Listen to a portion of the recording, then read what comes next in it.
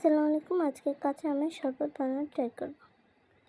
এইখানে আমি কাঁচা আম সিদ্ধ বসিয়ে দিয়েছি। এখন একটা মশলা বানিয়ে নিই। এখানে সামান্য চিনি নিয়ে নিলাম, 2 টেবিল চামচ চিনি, সামান্য একটু লবণ, স্বাদ মতো লবণ, আর সামান্য একটু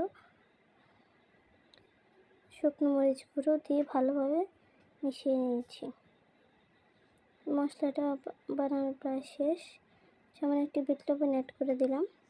আপনারা চাইলে এটি স্কিপ করতে পারেন, কিন্তু দিলে মজা হবে। এটা আমটাও সিদ্ধ হয়ে এসেছে। আমটা প্রায় সিদ্ধ হয়ে এসেছে। আমটাকে নামিয়ে নেব। এই যে দেখেন, আমটা প্রায় হলুদ হয়ে এসেছে। এখন একটা বাড়িতে নামিয়ে নিলাম আমগুলোকে।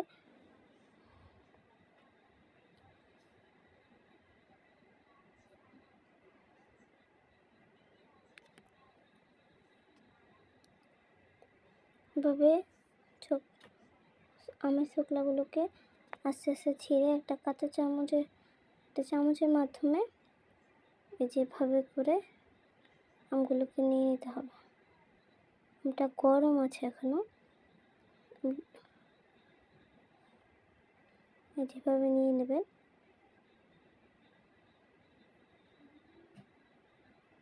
এক এক আমের কালার এক এক রকম হয়েছে। কিছুটা পেকে ছিল আর কিছুটা কাঁচা। আমটা একদমই কাঁচা ছিল।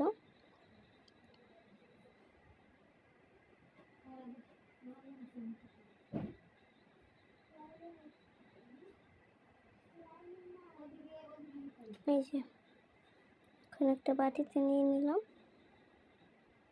ব্লেন্ডার দিয়ে দিচ্ছি। মশলাটা আগে বানিয়ে রাখা মশলাটা দিয়ে দিলাম।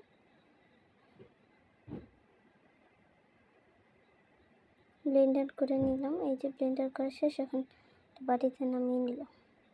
এখন এটাই এভাবে এক গ্লাস পানির সাথে মিশিয়ে শরবত বানিয়ে সামান্য একটু চিনি, একটু লবণ অ্যাড করে, সামান্য একটু বিট লবণ দিয়ে দিয়েছি,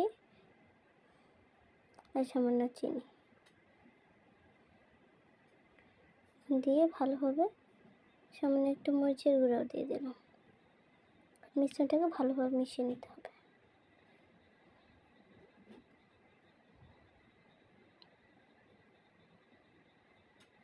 এখন এক গ্লাস পানিতে 2 চামচ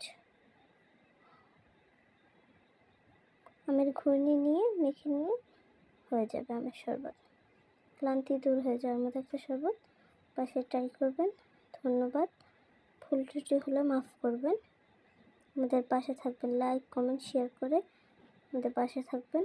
আপনারাই পারেন আমাদের এগিয়ে নিয়ে যেতে।